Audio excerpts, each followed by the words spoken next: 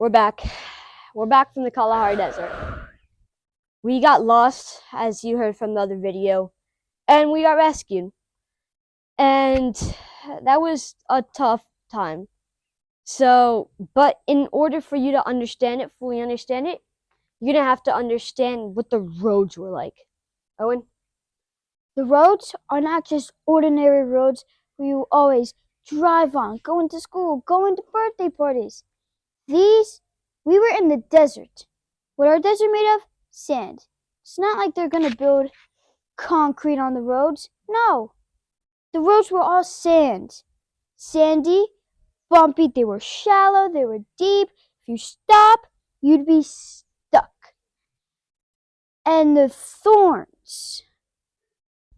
The thorns were really bad and they were massive. These were the size of the thorns. They're about the size of your finger. It was crazy. The size of the thorns, it's incomprehensible. It's, yeah, thorns. And the sound of the thorns, scraping, screeching sound on the doors, it's like pushing your teeth together and scraping them. It was so bad, I couldn't even listen to it. So we started in the Kalahari campsite, which was our first stop in the Kalahari Desert. And so our second stop was another campsite. It's a self-catering, but we didn't really know what that meant. And so we started driving there. It took us about 2 hours to drive there, but we had taken a wrong path, so it was super bumpy, as Owen said, with the sand. It was super bumpy, but we didn't want to stop because if we stopped, we would have to sink. We would sink. It was so bad.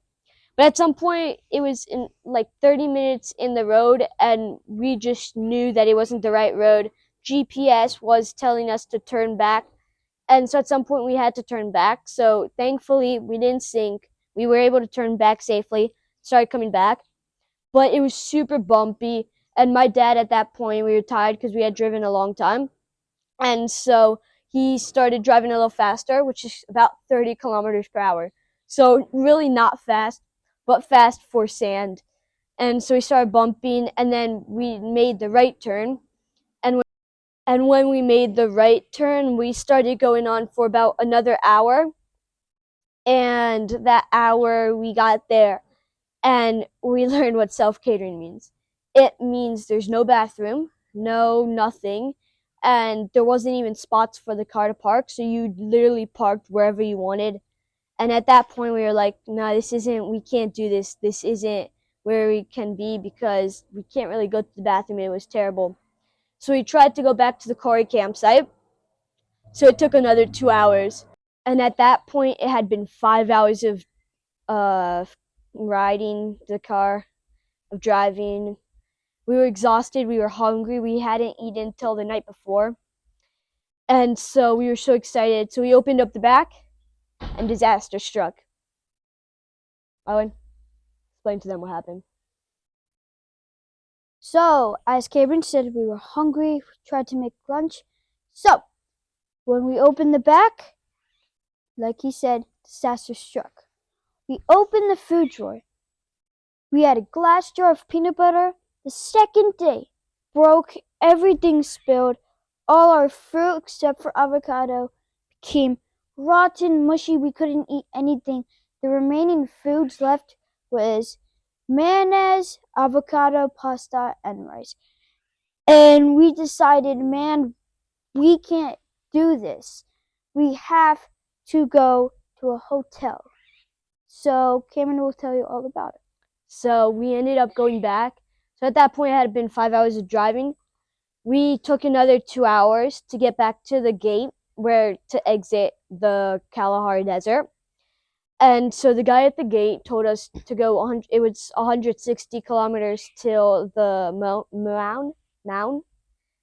And so he told us 80 kilometers following the bridge. And so we did that. And at some point, the GPS told us to go right. So we went right. And it told us to take a road that didn't seem like it had been driven for a long time. But at that point, it was starting to get dark, and we didn't want to drive in the dark because that's when it gets really hard to drive. You don't find anything, you don't see anything. So we kept going to try to go the quickest way. And an hour in, the road started. It wasn't really a road in the beginning. It was just you saw tire marks. And at that point, we just kept going. And an hour in, the roads started to fade. So it wasn't really roads anymore. It wasn't really roads anymore. It was just basically a path kind of that you saw. And after that, it was absolutely nothing. Nothing at all. So at that point, about it.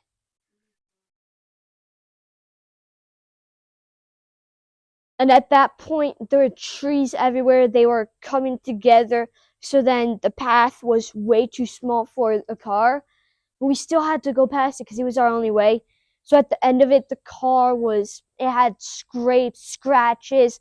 The bumper got knocked off. It was terrible. Owen explained to him then what we had to do. So, as Cameron said, started off as tire marks where a car could fit, still scraping on the doors, at least we could fit, till it became a walk path. My dad had to go in there really hard just to block off the trees, till suddenly the trees, they just formed together. We tried to go around everywhere. We found this little spot to camp, but we thought, no, the GPS is also heading on again. So tried to follow it and it did not work. So a lot of stuff got broken and we decided to come back to that area with no trees and stay there for the night. We were really scared. We did not want to set up the tent at all. So we just called them. They said they're going on their way at 4 a.m. in the morning. Yeah, we called them we had a satellite phone. And so we had to call Bush Lore, which was the company that we rented the car from. So we called them, but at that point, 7, 8, it's too dark. Maybe even 9 o'clock. It was too dark. They couldn't come that night, so we had to sleep there. So as he said, we didn't want to get out the tents, so we just ended up sleeping in the car. Not very comfortable. So Owen explained to them what happened the next morning. The next morning, we woke up at 5:30, I think. They were already on their way, and we got a call like a couple, like 1 hour after that or two. It was about, they left at 4, and the call came at about 7. So recently they just called us and they said, "Hey, we're 3 kilometers away from you," which is close to 2 miles.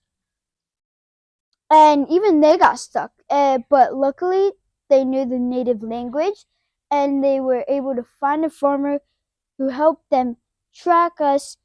And they finally found us, luckily, and They led us to a following path where we could get out safely.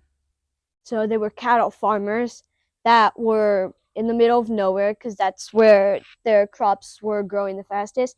And so they had to ask them to show us the path, to show the guys who were in bush lore, to show them the path to us.